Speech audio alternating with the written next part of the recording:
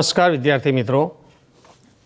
હવે આજના ધોરણ 12 રસાયણ વિજ્ઞાનના એકમ 15 પોલિમરના ચોથા લેક્ચરમાં તો આપણે ગયા વખતે ત્રીજા લેક્ચરમાં છેલ્લે કુદરતી રબરની સમજૂતી આપી હતી. ખાસ એની આપણે લાક્ષણિકતા અથવા તો એની જે મર્યાદા હતા એ મર્યાદાની રજૂઆત કરેલી. હવે આપણે રબરનું વલ્કેનાઇઝેશન કે જે કઈ રીતે કરવામાં આવે છે એ આપણે સમજાવ્યું હતું કે કુદરતી રબર હોય તો કુદરતી રબર એટલે કે કાચું રબર અને સલ્ફરના મિશ્રણને યોગ્ય યોગશીલ પદાર્થ, દાખલા તરીકે આપણે લખ્યું ઝેડએન, એની હાજરીમાં 373 415 કેલ્વિન તાપમાને ગરમ કરો તો રબરનું વલ્કેનાઇઝેશન થઈ વલ્કેનાઇઝ રબર બને છે. એ વલ્કેનાઇઝેશન પ્રક્રિયામાં ખાસ જે રાસાયણિક વાત કરીએ તો સલ્ફર પરમાણુઓ દ્વારા રબર શૃંખલાઓ વચ્ચે તિર્યક બંધ રચાય છે. એટલે વલ્કેનાઇઝ રબર એક એવું બંધારણ ધરાવે છે, એની એક સામાન્ય રજૂઆત આપીએ.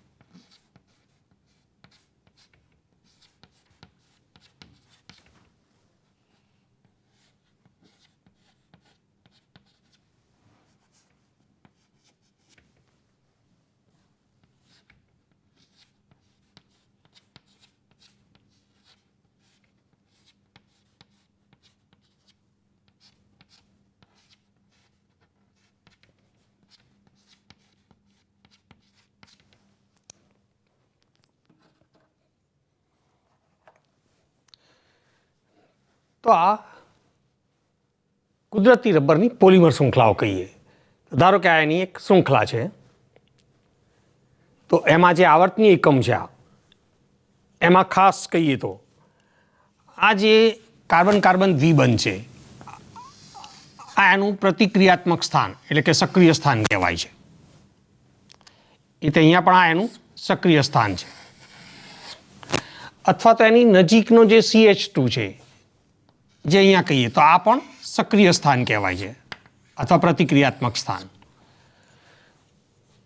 તો આવા રબર પોલિમર શૃંખલાના જે પ્રતિક્રિયાત્મક સ્થાન છે એ પ્રતિક્રિયાત્મક સ્થાન એ વલ્કેનાઇઝેશન દરમિયાન સલ્ફર દ્વારા તિર્યક બંધથી જોડાઈ જાય છે. જેમ કે આ પ્રતિક્રિયાત્મક સ્થાન એ સલ્ફર દ્વારા તિર્યક બંધથી જોડાય તો અહીંયા આગળ આ જે કાર્બન કાર્બન દ્વિબંધ છે એમાંથી પાઈ બંધ તૂટી જશે. તો એને આપણે આ રીતે દર્શાવી શકીએ કે આમાંથી પાઈ બંધ તૂટી જાય તો હવે એમની વચ્ચે આ સિંગલ બંધ રહેશે અને એના કારણે આ બે કાર્બન આ સલ્ફર દ્વારા તિર્યક બંધથી એમનું જોડાણ થાય છે આ પ્રમાણે. અથવા તો આપણે અહીંયા બતાવીએ કે આ નજીકનો જે CH2 છે તો એ નજીકનો CH2 એ તો અહીંયાથી હાઇડ્રોજન નીકળી જાય તો આ રીતે સલ્ફર દ્વારા તિર્યક બંધથી જોડાઈ જાય છે. તો આ કહેવાય છે વલ્કેનાઇઝ રબરનું બંધારણ કે જેમાં પ્રતિક્રિયાત્મક સ્થાનો એ સલ્ફર દ્વારા તિર્યક બંધથી જોડાઈ જતા હોય છે. જેના કારણે રબર એ વધુ દ્રઢ સખત બનતું હોય છે અને એના ગુણધર્મોમાં સુધારા થાય છે. જેમ કે કુદરતી રબર તો એ નીચા તાપમાને બરડ, ઊંચા તાપમાને નરમ બની જતું હોય છે. તો આ વલ્કેનાઇઝ રબર એ એવો ગુણધર્મ ધરાવતું નથી. એટલે કે તાપમાનના લાંબા ગાળામાં પણ એ એની સ્થિતિસ્થાપક લાક્ષણિકતા જાળવી રાખે છે. પછી કુદરતી રબર પાણી શોષવાનો ઊંચો ગુણધર્મ ધરાવે છે, તો વલ્કેનાઇઝ રબર એ પાણી શોષવાનો બહુ નજીવો ગુણધર્મ ધરાવતું હોય છે. કુદરતી રબર કાર્બનિક દ્રાવકો અથવા અધ્રુવીય દ્રાવકો એમાં ઓગળી જતું હોય છે, જ્યારે આ વલ્કેનાઇઝ રબર એ એનો પ્રતિકાર કરે, મતલબ એમાં દ્રાવ્ય થતું નથી. પછી કુદરતી રબર કે ઓક્સિડેશન કરતાથી અસર પામે છે, એટલે કે એના હુમલા પ્રત્યે બિન પ્રતિકારક છે, એનાથી એનું ઓક્સિડેશન થઈ જતું હોય છે. તો વલ્કેનાઇઝ રબર એ ઓક્સિડેશન કરતાના હુમલાનો પ્રતિકાર કરે છે, એટલે આમ એના આવા ગુણધર્મોમાં સુધારો થઈ જાય છે. તો આ વલ્કેનાઇઝ રબર તેનું બંધારણ આપણે કઈ રીતનું છે અને એની લાક્ષણિકતાઓ કઈ છે એની સમજૂતી આપી.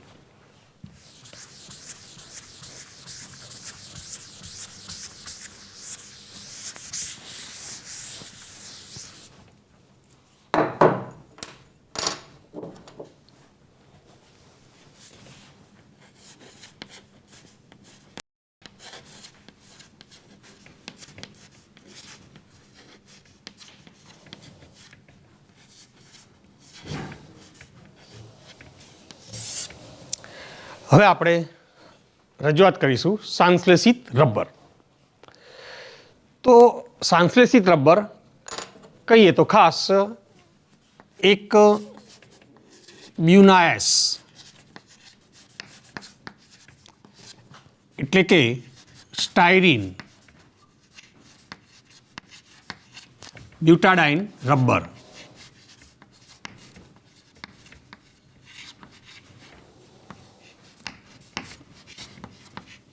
સ્ટાયરીન બ્યુટાડાઇન પોલિમર અથવા એને કહે છે રબર.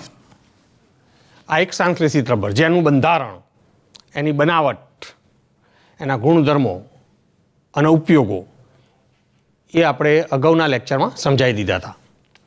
પછી બીજું કહીએ તો બ્યુનાએન, જે નાઇટ્રાઇલ રબર તરીકે ઓળખાય છે. Nitrile rubber.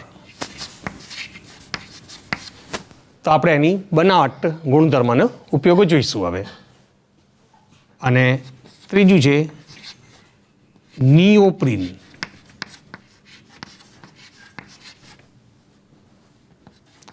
અથવા એને કહે છે પોલીક્લોરોપ્રીન.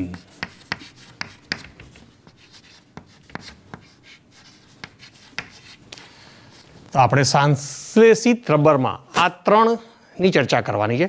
એમાં પહેલું જે બ્યુનાએસ કહીએ છીએ એની આપણે બધી ચર્ચા કરી નાખી. મતલબ કે એની બનાવટ, એમાં કયા કયા મોનોમર વપરાય છે, પછી એનું બંધારણ કેવું છે, એટલે કે એનો આવર્તનીય એકમ કઈ રીતે રચાય છે એ પણ સમજાયું. એના ગુણધર્મ અને ઉપયોગો એની રજૂઆત આપણે આપી દીધી. એટલે હવે આપણે આ બે જોઈશું. પણ સંશ્લેષિત રબર ત્યાં વલ્કેનાઇઝ કરી શકાય એવા રબર કહેવાય છે. અને એમાં જે વપરાતા મોનોમર કહીએ તો આના જે મોનોમર કહીએ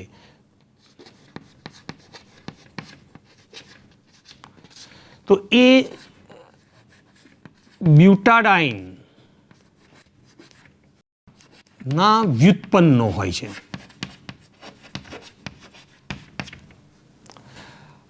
અથવા કહીએ તો બ્યુટાડાઇન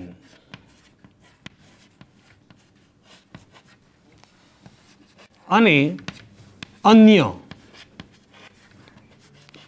અસંતૃપ્ત મોનોમર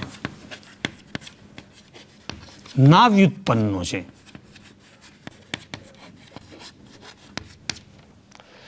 સંશ્લેષિત રબરના મોનોમર કાં તો બ્યુટાડાઇનના વ્યુત્પન્નો છે અથવા બ્યુટાડાઇન અને અન્ય અસંતૃપ્ત મોનોમરના વ્યુત્પન્નો છે. બ્યુટાડાઇનના વ્યુત્પન્નો કહીએ તો એનો અર્થ કે આમાં એક જ પ્રકારના મોનોમર છે. તો આનાથી બનતો પોલિમર એ સમપોલિમર કહેવાય. સમપોલિમર. દાખલા તરીકે નિયોપ્રિન એ આ પ્રકારનો છે. એટલે કે નિયોપ્રિનમાં બ્યુટાડાઇનનો જે વ્યુત્પન્ન છે એનું પોલિમરાઇઝેશન એટલે યોક્સિલ પોલિમરાઇઝેશન થઈ આ નિયોપ્રિન બને છે. અને એનો મોનોમર છે ક્લોરોપ્રિન. આનો મોનોમર થશે ક્લોરોપ્રિન.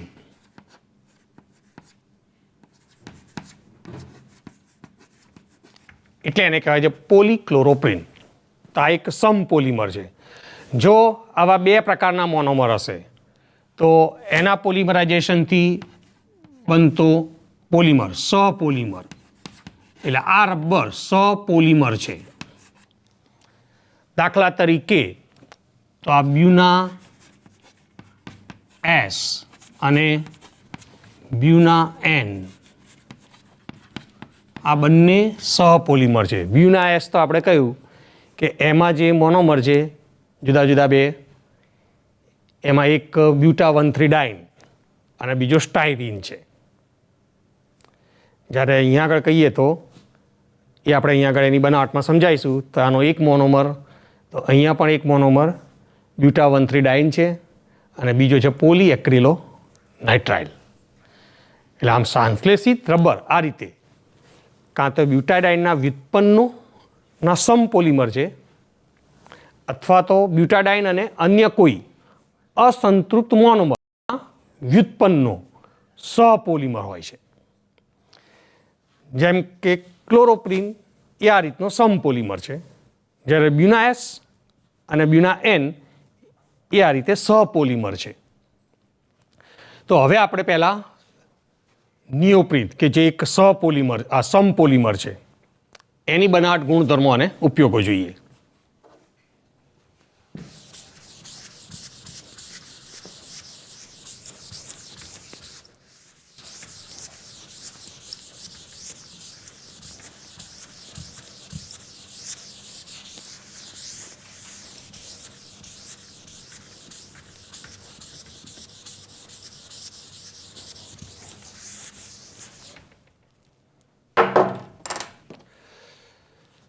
તો પહેલું આપણે નિયોપ્રિન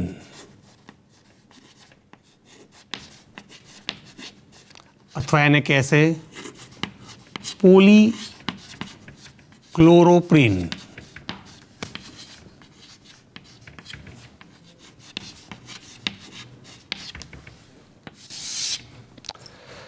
તો આ એક સમપોલિમર કહેવાય.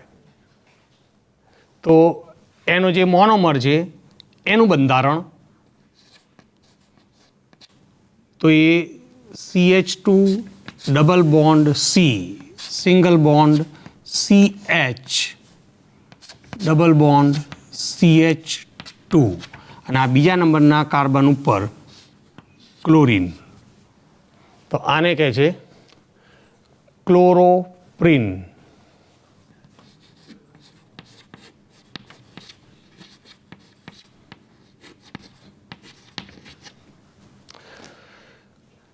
ક્લોરોપિન તો એનું IUPAC નામ કહીએ તો આ બંધારણ આઇસોપ્રિન જેવું જ છે. આઇસોપ્રિનમાં અહીંયા આગળ CH3 મિથાઇલ સમૂહ હતો, એની જગ્યાએ ફક્ત ક્લોરો સમૂહ છે. એટલે કાર્બનની શૃંખલા કહીએ તો 4 કાર્બનની આ મુખ્ય શૃંખલા અને એ કાર્બનનું નંબરિંગ એટલે એને નંબર આપીએ તો એ ડાબી બાજુથી નંબર આપવા પડે, કેમ કે જમણી બાજુથી આપો તો આ સમૂહ જે કાર્બન સાથે જોડાય 3 નંબર ઉપર આવે, જ્યારે ડાબી બાજુથી આપો તો 2 નંબર ઉપર આવે. એટલે ડાબી બાજુથી નંબર આપવાના થાય છે. એટલે આમ બીજા નંબર ઉપર ક્લોરો છે એટલે એ કહેવાશે 2 ક્લોરો. 4 કાર્બનની શૃંખલા અને 2 દ્વિબંધ છે એટલે બ્યુટા. અને દ્વિબંધ પહેલા કાર્બન અને ત્રીજા કાર્બન ઉપર કહેવાશે એટલે 1, 3 અને દ્વિબંધ માત્રનો પ્રત્યય છે ડાઇન, એટલે આ કહેવાશે 2 ક્લોરોબ્યુટા 1,3 ડાઇન, જે ક્લોરોપ્રિનનું આયુપીએસી નામ છે. આ એનું આયુપીએસી નામ.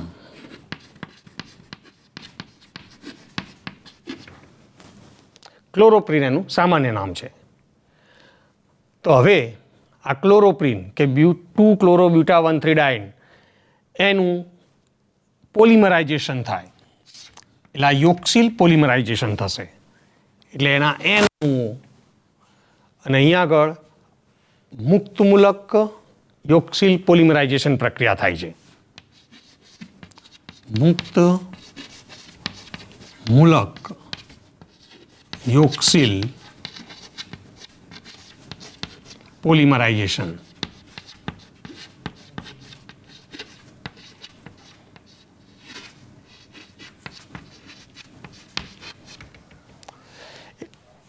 એટલે અગાઉ કુદરતી રબરમાં પણ આપણે સમજાવ્યું હતું એ જ પ્રમાણે કે આ બે દ્વિબંધ છે એનો પાય બંધ તૂટી જશે, એટલે કોઈ જે પાય બંધ હોય એ તૂટી જાય અને એના કારણે બીજા અને ત્રીજા કાર્બન વચ્ચે નવો પાય બંધ રચાશે, એટલે દ્વિબંધ થઈ જશે.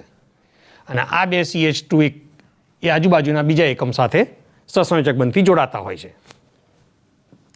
એટલે આ પ્રમાણે CH2 પછી આ દ્વિબંધનો પાય બંધ તૂટાય એટલે ફક્ત સિંગલ બંધ, પછી આ CL, પછી આ બીજા અને ત્રીજા કાર્બન વચ્ચે પાય બંધ રચાવાથી દ્વિબંધ થઈ જશે, એટલે આ CH અને અહીંયા સિંગલ બંધ થશે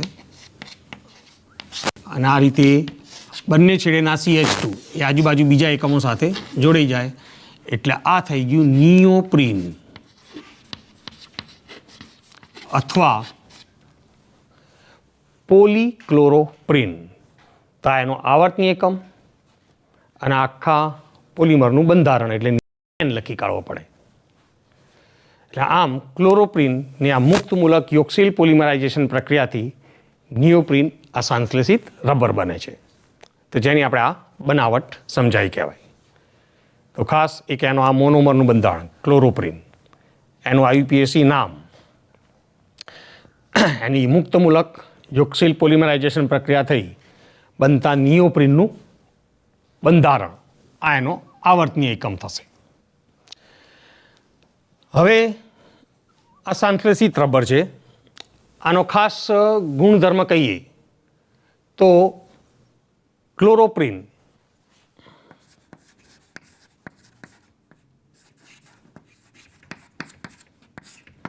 તો આ કહેવાય છે એક સંશ્લેષિત રબર.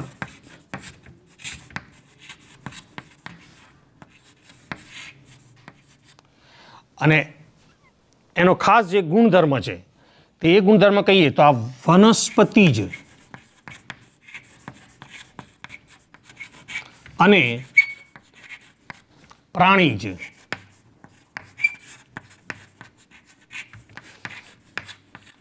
તેલ, તો એ તેલનો ઘણો સારો પ્રતિકાર કરે છે.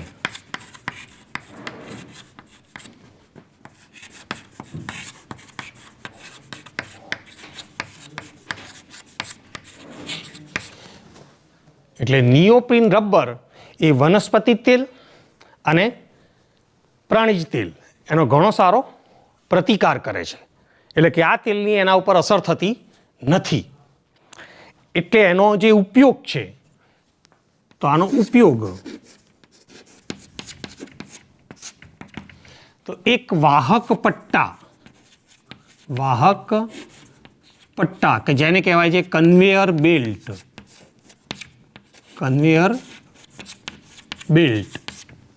વાહક પટ્ટા બનાવવા માટે થાય છે. બીજું છાપકામના રોલરમાં તે રોલર બનાવવા. પછી કહીએ તો ગાસ્કેટ, પછી હોસ પાઇપ.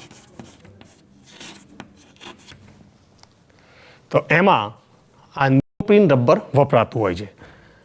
કન્વેયર બેલ્ટ એટલે કે વાહક પટ્ટા, છાપકામના રોલર, ગાસ્કેટ અને હોસ પાઇપ બનાવવા માટે નિયોપ્રિન રબરનો ઉપયોગ થતો હોય છે. તો ખાસ એનો એક આ ગુણધર્મ અને એના કારણે થતા એના ઉપયોગો એ યાદ રાખવાના. અને એની આ બનાવટનું સમીકરણ કે જેમાં એનો મોનોમરનું બંધારણ, એનું IUPAC નામ અને આ નિયોપ્રિન રબરનું બંધારણ.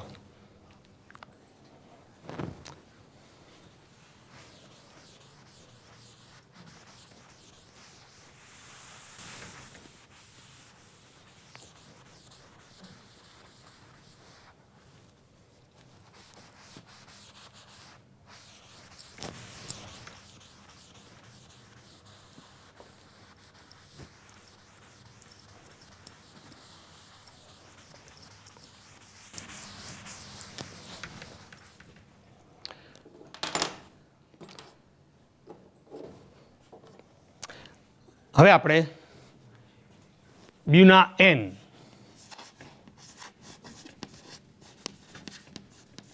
એટલે કે નાઇટ્રાઇલ રબર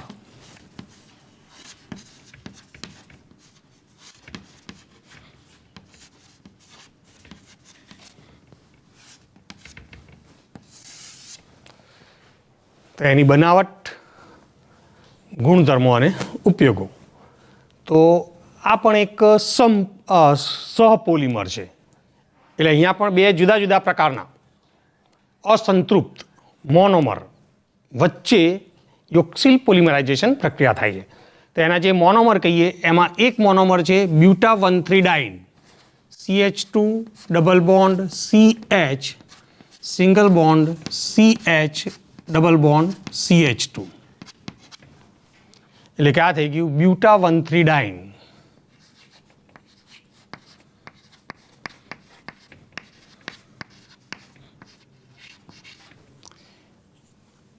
એના એન અણુ. બીજો જે મોનોમર છે acrylonitrile CH2 double bond CH અને એની સાથે આ CN સાયનાઇડ સમૂહ. તો આ છે એક્રિલો નાઇટ્રાઇલ.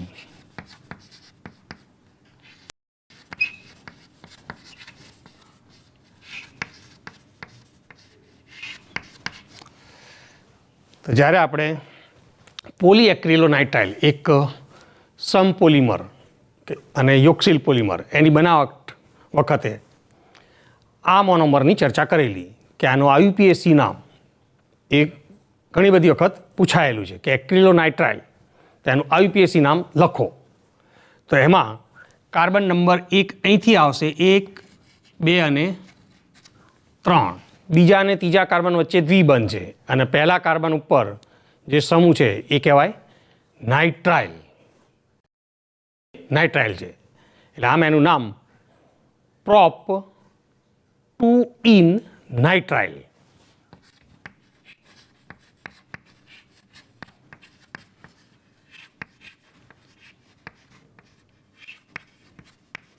તો આ એનું IUPAC નામ છે. અને આ બે એ બ્યુના એન પોલિમરની બનાવટ માટે લેવાતા મોનોમર થયા.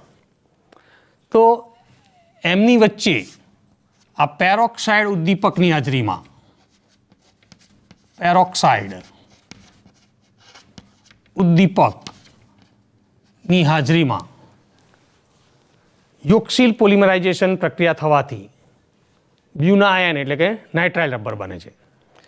તો નાઇટ્રાઇલ રબરનું બંધારણ આપણે જોઈએ તો અહીંયા આગળ આ બંને દ્વિબંધમાંથી પાય બંધ તૂટે એ જ પ્રમાણે આગળ સમજાવ્યું. એટલે આના પાય બંધ તૂટી જશે અને એના કારણે આ બીજા અને ત્રીજા કાર્બન વચ્ચે દ્વિબંધ થશે જ્યારે અહીંયા સિંગલ બંધ. આ બે CH2 એકમો એ આજુબાજુ આ બીજા મોનોમરના એકમ સાથે જોડાશે. એટલે અહીંયા પણ આ પાય બંધ તૂટી જાય એટલે આ CH2 આના CH2 સાથે જોડાશે અને આ CH આગળ બીજા એકમના CH2 સાથે જોડાશે. એટલે ટૂંકમાં આ ત્રણ દ્વિબંધમાંથી પાય બંધ તૂટી જશે અને આ બીજા ત્રીજા કાર્બન વચ્ચે દ્વિબંધ રચાશે. તો એનું બંધારણ જોઈએ તો આ રીતે આ CH2 પછી આ દ્વિબંધમાંથી પાય બંધ તૂટે એટલે સિંગલ બોન્ડ CH આ બે વચ્ચે દ્વિબંધ પછી પાછો અહીંયા પાઈ બન તૂટે એટલે સિંગલ બોન્ડ CH2 એ આ CH2 સાથે જોડાશે.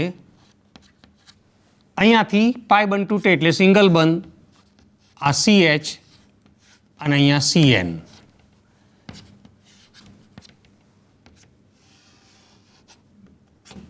આ N ટાઈમ્સ. તો આ જે કહેવાશે નાઇટ્રાઇલ રબર.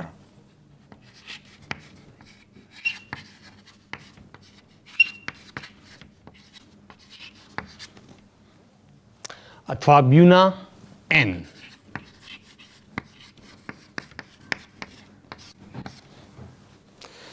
તો આ નાઇટ્રાઇલ રબરની બનાવટ ખાસ એના બે મોનોમર, બંનેના IUPAC આ નામ, પછી આ પેરોક્સાઇડ ઉદ્દીપકની હાજરીમાં થતી યોક્સિલ પોલિમરાઇઝેશન પ્રક્રિયા અને આ બનતા નાઇટ્રાઇલ રબરનું બંધારણ. તો આ એનો આવર્તનીય એકમ. હવે આના ગુણધર્મો કહીએ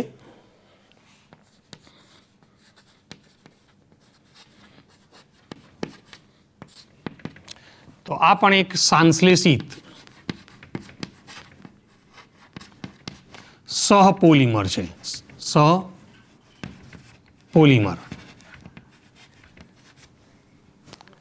અને જે એનો ખાસ ગુણધર્મ કહેવાય છે તો એ પેટ્રોલ, ઊંજણ તેલ એટલે કે મશીનરીમાં જે લુબ્રિકન્ટ તરીકે વપરાય ઊંજણ તેલ અને કાર્બનિક દ્રાવકો તો એની અસર થતી નથી એના ઉપર. એટલે આની અસરનો પ્રતિકાર કરે છે. અસરનો પ્રતિકાર કરે છે.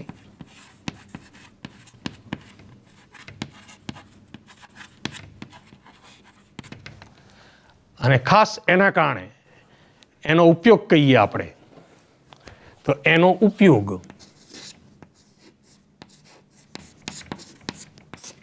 તો એ આ જે પેટ્રોલની ટાંકી કહેવાય, પેટ્રોલની ટાંકી પર અંદરના ભાગમાં અસ્તર ચડાવવા આનો ઉપયોગ થતો હોય છે. આ સિવાય આમાંથી ઓઇલ સીલ પણ બનાવાય છે.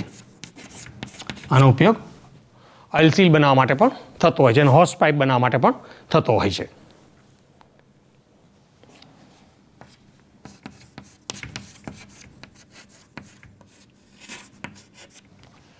તો આમ આ નાઇટ્રાઇલ રબર એની બનાવટ, એના ગુણધર્મ અને એની ઉપયોગિતા. એટલે એના બે મોનોમર યાદ રાખવાના અને બે જુદા જુદા પ્રકારના મોનોમર. એટલે આ એક સહપોલિમર છે અને સંશ્લેષિત પોલિમર એટલે કે સંશ્લેષિત રબર કહેવાય. પેરોક્સાઇડ ઉદ્દીપકની હાજરીમાં યોક્સિલ પોલિમરાઇઝેશનથી નાઇટ્રાઇલ રબર બને. અને એના ગુણધર્મો કે પેટ્રોલ, ઊંજણ તેલ, કાર્બનિક દ્રાવકોની અસરનો પ્રતિકાર કરે છે અને એના કારણે એનો ઉપયોગ પેટ્રોલની ટાંકી પર અસ્તર ચડાવવા, ઓઇલ સીલ અને હોસ પાઇપ માટે કરવામાં આવે છે.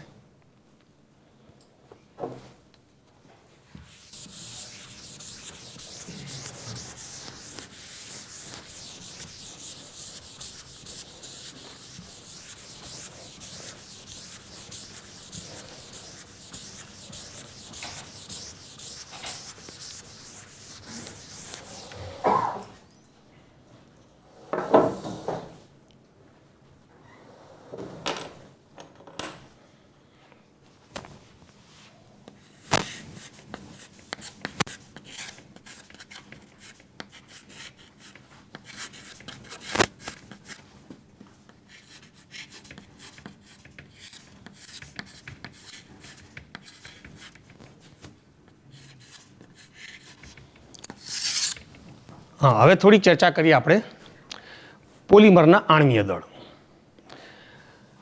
હવે કોઈ પણ સંશ્લેષિત પોલિમર હોય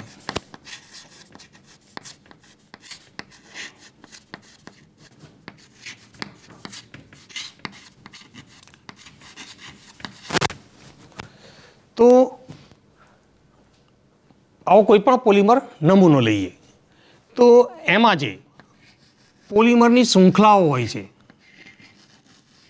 જેમ કે આ પોલિમરમાં રહેલ પોલિમર અણુની શૃંખલા છે, આવી અસંખ્ય શૃંખલાઓ હોય, પણ આ બધી પોલિમર શૃંખલાઓની લંબાઈ સરખી હોતી નથી.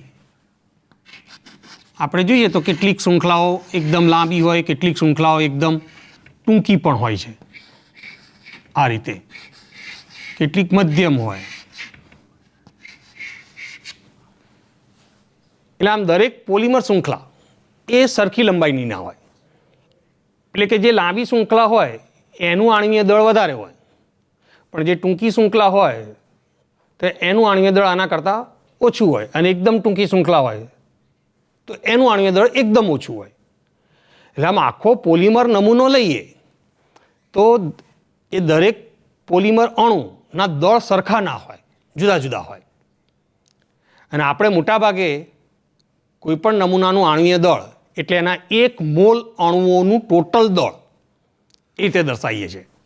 એટલે આવા 1 મોલ અણુઓ લઈએ નમૂનામાં, એટલે કે 6.022 ગુણ્યા 1023 એટલા બધા અણુઓ લઈએ તો એમાં જે પણ પોલિમર શૃંખલાઓ છે તો એ ઘણી બધી જુદી જુદી લંબાઈવાળી આપણને મળે.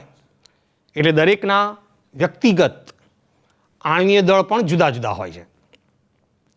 એટલે અહીંયા આગળ એનો અણુભાર જો ગ્રામ પ્રતિ મોલમાં લખવાનો હોય તો અહીંયા આગળ 1 મોલ અણુઓનું જે દળ મળે તો એ દળ એ આ જુદી જુદી લંબાઈના જે અણુઓ છે એ બધાના દળનો સરવાળો થાય, એટલે એનું સરેરાશ દળ ગણવું પડે છે. એટલે એને કહેવાય એનું સરેરાશ દળ.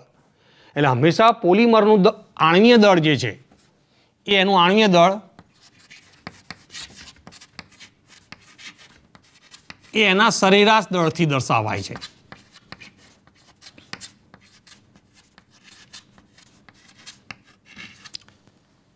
કેમ કે આ જે દળ લખીએ એ સરેરાશ દળ લઈએ તો એનો અર્થ એવો નહીં કે દરેક અણુઓનું દળ એ આટલું જ છે, પણ 1 મોલ અણુઓનું એ સરેરાશ દળ ગણાય છે. એટલે આમ પોલિમરના આણ્વીય દળ એ એના સરેરાશ દળ તરીકે ગણવામાં આવે છે. તેનું છે કે પોલિમર નમૂનામાં બધા જ અણુઓ એટલે કે બધી જ પોલિમર શૃંખલા એ સરખી લંબાઈની હોતી નથી. કેટલીક લાંબી શૃંખલા હોય, કેટલીક ટૂંકી શૃંખલા હોય, કેટલીક અતિ ટૂંકી શૃંખલા હોય, કેટલીક મધ્યમ શૃંખલા હોય. તો દરેકના વ્યક્તિગત દળ જુદા જુદા હોવાથી એનું આણ્વીય દળ હંમેશા સરેરાશ દળથી દર્શાવવામાં આવે છે. અને આ એનું આણ્વીય દળ 2 રીતે દર્શાવાતું હોય છે: ભારદર્શક સરેરાશ આણ્વીય દળ અને સંખ્યાદર્શક સરેરાશ આણ્વીય દળ. તો એ જુદી જુદી ભૌતિક અને રાસાયણિક પદ્ધતિઓનો ઉપયોગ કરી પોલિમરના આ આણ્વીય દળ કે જે સરેરાશ દળ કહેવાય છે એ શોધી શકાય છે.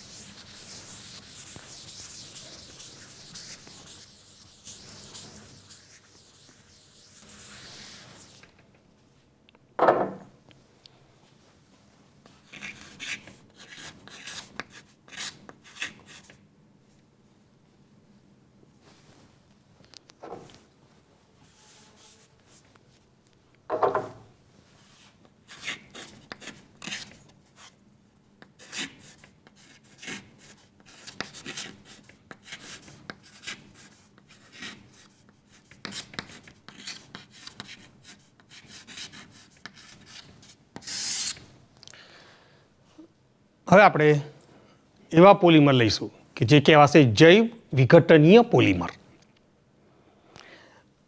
એટલે ટૂંકમાં એને કહેવાય છે બાયોડિગ્રેડેબલ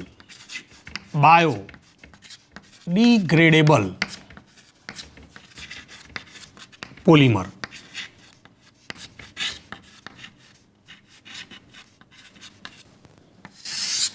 એટલે એવા પોલિમર કે જે જૈવિક પ્રક્રિયાઓ એટલે કુદરતમાં રહેલા બેક્ટેરિયાઓ દ્વારા એમનું વિઘટન થઈ શકે.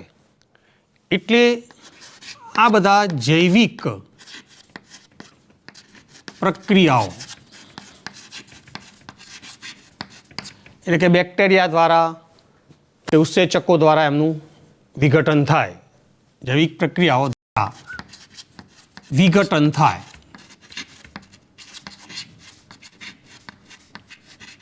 તો આવા પોલિમર કહેવાય જૈવ વિઘટનીય પોલિમર, બાયોડિગ્રેડેબલ. હવે એમાંય આપણે કહીએ કે કુદરતી પોલિમર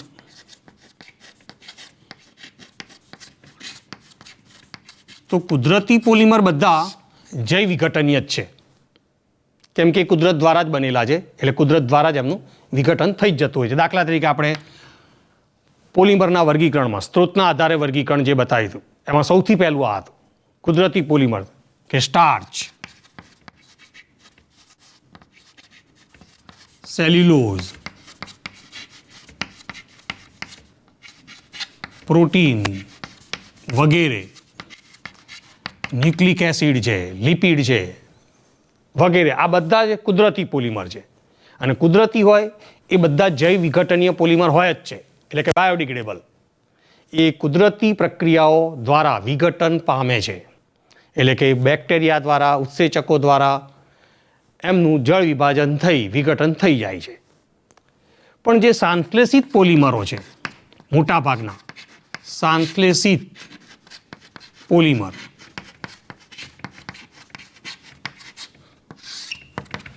તો સંશ્લેષિત પોલિમર એ આવી કુદરતી પ્રક્રિયાઓનો પ્રતિકાર કરે છે. એટલે આ કુદરતી વિઘટનીય પ્રક્રિયાઓ જે છે, પ્રક્રિયાઓ કે જે બેક્ટેરિયાઓ દ્વારા કે ઉત્સેચકો દ્વારા થતી હોય છે, તો આવી કુદરતી વિઘટનીય પ્રક્રિયાઓનો પ્રતિકાર કરે છે.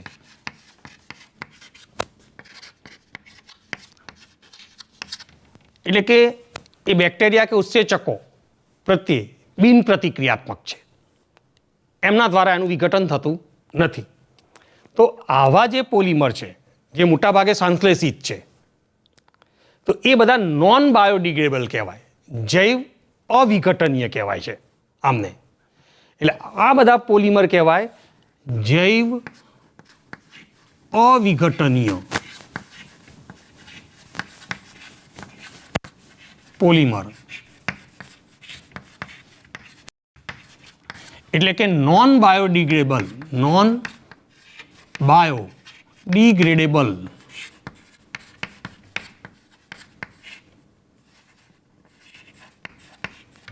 પોલિમર.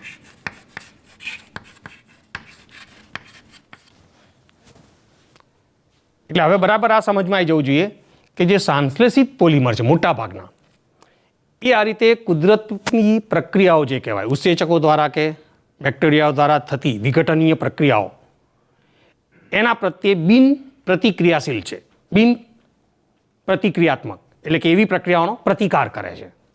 એટલે એમના દ્વારા એનું વિઘટન નથી થતું, એટલે ટૂંકમાં જૈવિક પ્રક્રિયાઓથી વિઘટન ના થાય એટલે કહેવાય છે જૈવ અવિઘટનીય પોલિમર, એટલે કે નોન બાયોડિગ્રેડેબલ પોલિમર છે.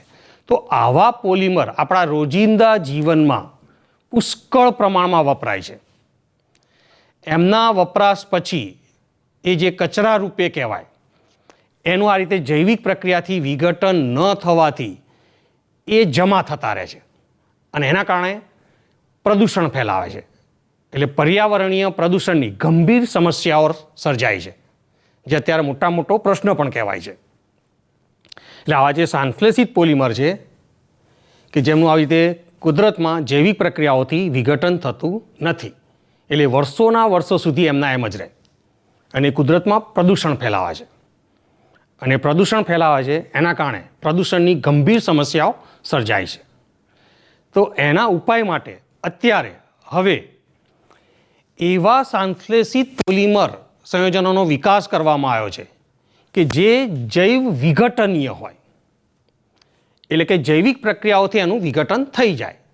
તો આવા પોલિમરનો વિકાસ કરવામાં આવે છે. એટલે આમ જૈવ વિઘટનીય પોલિમર મોટાભાગે કુદરતી પોલિમર હોય છે, જે કુદરતમાં જ બનતા હોય અને કુદરતી પ્રક્રિયાથી વિઘટન થઈ જતું હોય. અને સંશ્લેષિત પોલિમર એ મોટાભાગે જૈવ અવિઘટનીય છે, એટલે એના કારણે એ ઉપયોગ પછી એ કચરા રૂપે જમા થાય એટલે એ પર્યાવરણના પ્રદૂષણની ગંભીર સમસ્યા સર્જે છે. એટલે હવે અહીં આગળ એવા સંશ્લેષિત પોલિમર સંયોજનો શોધવામાં આવ્યા અને એનો વિકાસ કરવામાં આવ્યો કે જે જૈવિક પ્રક્રિયાઓથી વિઘટન થઈ જાય. એટલે એવા જે પોલિમર છે એ સંશ્લેષિત તો હોય અને પાછા બાયોડિગ્રેડેબલ હોય, એટલે કે જૈવ વિઘટનીય હોય. તો આવા પોલિમર પણ એની અંદર જે ક્રિયાશીલ સમૂહ હોય છે એ આવા કુદરતી કે જે જૈવ વિઘટનીય પોલિમર છે એના જેવા જ ક્રિયાશીલ સમૂહ હોય છે. દાખલા તરીકે આપણે અહીંયા આગળ કહીએ તો આવા જે કુદરતી પોલિમર હોય છે, જેમ કે પ્રોટીન છે તો એમાં એમાઇડ સમૂહ હોય છે એવું કહેવાય. પછી લિપિડ કે એમાં કહીએ તો એસ્ટર સમૂહ હોય છે. તો એવા જ સમૂહ એ આ સંશ્લેષિત બાયોડિગ્રેડેબલ એટલે સંશ્લેષિત જૈવ વિઘટનીય પોલિમરમાં પણ જોવા મળતા હોય છે. તો હવે આપણે એવા પોલિમરની વાત કરીશું કે જે સંશ્લેષિત પણ હોય અને જૈવ વિઘટનીય પણ હોય. જૈવ અવિઘટનીય નહીં, જૈવ વિઘટનીય હોય એવા પોલિમરની વાત કરીએ.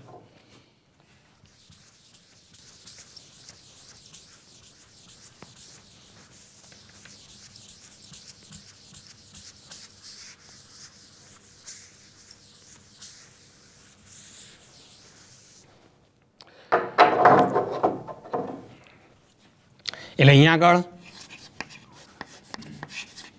સંશ્લેષિત જૈવ વિઘટનીય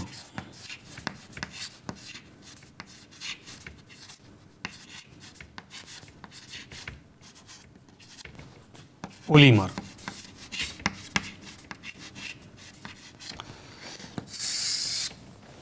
તો આ પ્રકારના પોલિમર શું છે હવે બરાબર સમજમાં આવી જવું જોઈએ કે એક માનવસર્જિત એટલે કે સંશ્લેષિત પણ છે અને કુદરતી પ્રક્રિયાઓ પ્રત્યે પ્રતિક્રિયાત્મક પણ હોય, એટલે કુદરતી પ્રક્રિયાઓથી એનું વિઘટન પણ થઈ જતું હોય એવા પોલિમરનો હવે વિકાસ કરવામાં આવ્યો છે. તો એમાં ખાસ કરીને કહીએ તો આવા એલિફેટિક પોલિએસ્ટર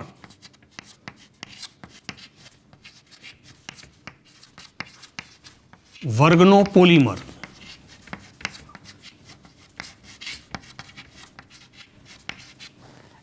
એલિફેટિક પોલિએસ્ટર વર્ગનો પોલિમર. પોલિએસ્ટર એટલે કે એની અંદર આર્ટની એકમમાં આવો એક વિશિષ્ટ ક્રિયાશીલ સમૂહ હશે જે એસ્ટર હશે એટલે કે હશે પોલિએસ્ટર. તો આવો એક અગત્યનો પોલિમર છે PHBV. તો આપણે એનું સંશ્લેષણ કઈ રીતે થાય છે, એનું કઈ રીતે રાસાયણિક રીતે બનાવાય છે એની બનાવટ જોઈશું. PHBV. તો આ PHBV એક અગત્યનો સંશ્લેષિત જૈવ વિઘટનીય પોલિમર છે કે જેનું આપણે ફૂલ ફોર્મ એટલે કે આખું નામ કહીએ તો આ રીતે છે. પોલી બીટા હાઇડ્રોક્સી ब्यूटीरेट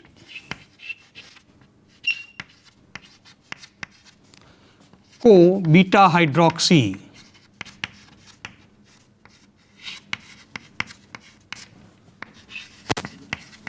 वेलरेट એટલે શોર્ટ ફોર્મ PHBV. તો આ એક એલિફેટિક પોલિએસ્ટર વર્ગનો સંશ્લેષિત અને જૈવ વિઘટનીય એટલે કે બાયો ડિગ્રેડેબલ પોલિમર છે. તો હવે આપણે એની બનાવટ અને ખાસ એના ગુણધર્મો ઉપરથી ઉપયોગોની ચર્ચા કરીશું.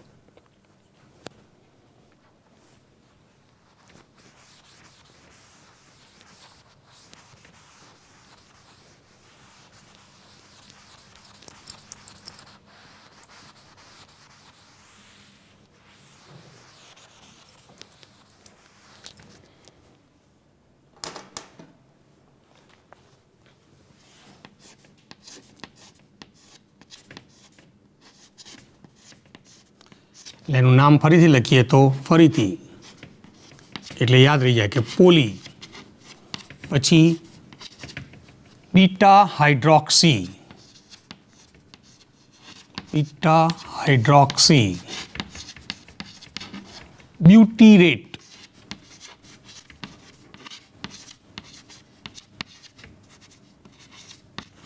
અને એ જ રીતે કો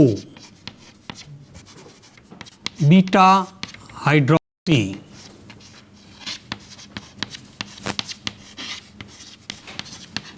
વેલરેટ.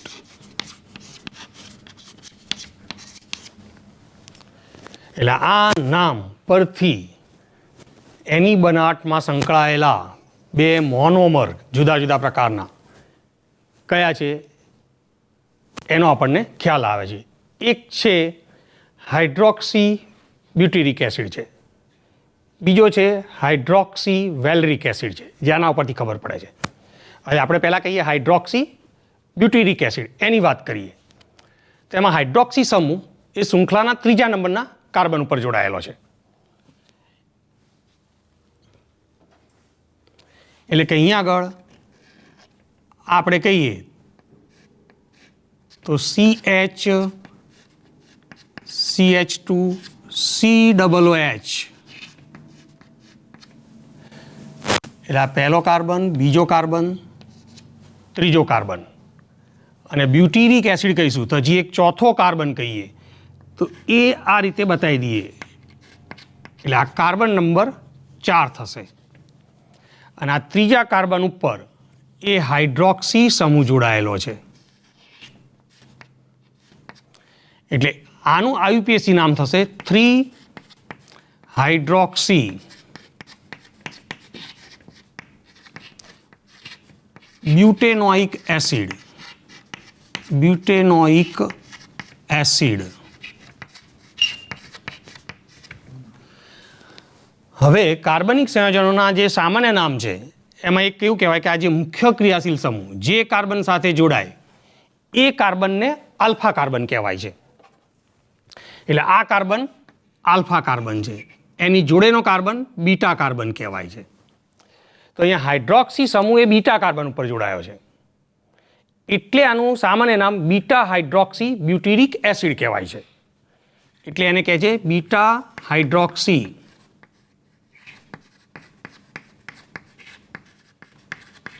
બ્યુટેરિક એસિડ.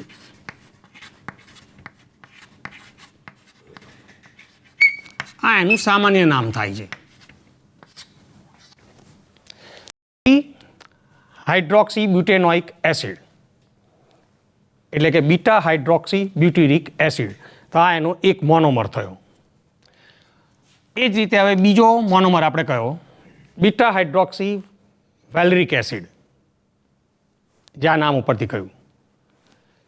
તો વેલરિક એસિડ એટલે 5 કાર્બન વાળો કાર્બોક્સિલિક એસિડ છે, જેને વેલરિક એસિડ કહેવાય છે. એટલે કે બીટા હાઇડ્રોક્સી પેન્ટેનોઇક એસિડ થયો કહેવાય. એટલે જેમાં 4 કાર્બનનો કાર્બોક્સિલિક એસિડ છે એમ આ 5 કાર્બનનો કાર્બોક્સિલિક એસિડ છે. એટલે એનું બંધારણ સમજાવીએ તો અહીં આગળ પહેલો કાર્બન એટલે આ COOH નો કાર્બન. એટલે કહીએ તો આ પહેલો, બીજો અને ત્રીજો કાર્બન, શૃંખલામાં ટોટલ 5 કાર્બન. એટલે બાકીના 2 કાર્બન તે અહીંયા આ રીતે આ CH2 CH3, એટલે કે આ કાર્બન નંબર 4 અને 5 એટલે આ પેન્ટેનોઇક એસિડ થઈ ગયો અથવા વેલરિક એસિડ થઈ ગયો. અને આ ત્રીજા નંબરના કાર્બન ઉપર હાઇડ્રોક્સી સમૂહ એટલે 3 હાઇડ્રોક્સી પેન્ટેનોઇક એસિડ થઈ ગયા. 3 હાઇડ્રોક્સી પેન્ટેનોઇક એસિડ.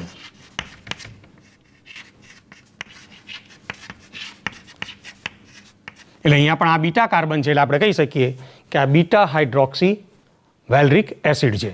તો આ બે વચ્ચે એટલે આના આપણે N મોનોમર લઈ લઈએ, એની વચ્ચે સંઘનન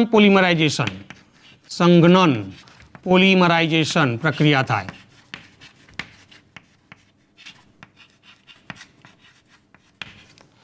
યાદ રાખો, અહીંથી H નીકળશે અને અહીંયાથી OH. એ જ પ્રમાણે અહીંથી H અને અહીંયાથી OH દૂર થશે અને આજુબાજુથી એ જોડાઈ જશે. એટલે આમ પાણીના અણુઓ દૂર થશે.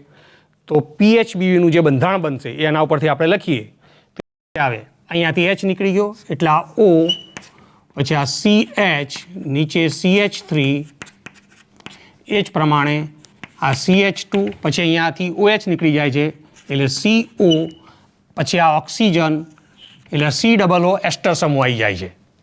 પછી આ CH, નીચે CH2, CH3, પછી આ CH2 અને અહીંયા OH કાઢી નાખો એટલે CO. તો આ બંધારણ થઈ જાય છે PHBV.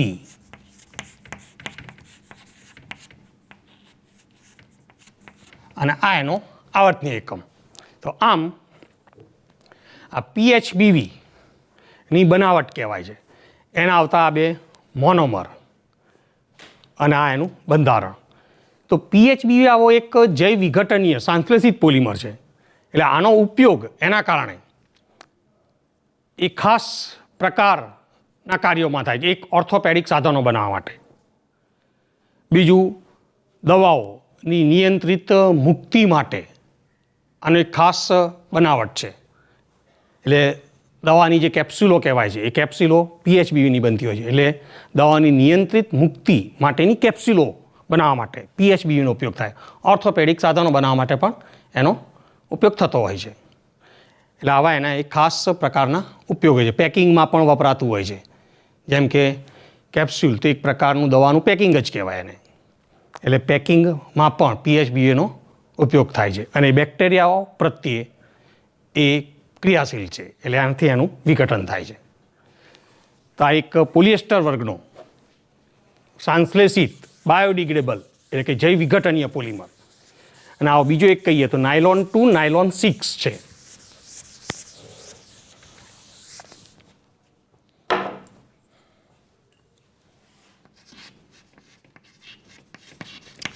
નાયલોન 2,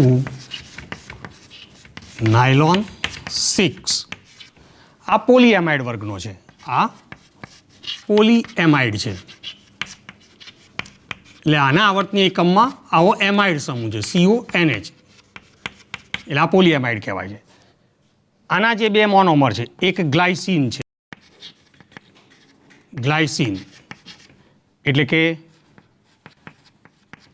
NH2CH2 COOH અને બીજો એમિનો કેપ્રોઇક એસિડ છે.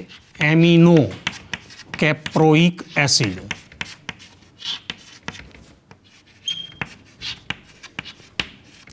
એટલે કે NH2CH2 5 times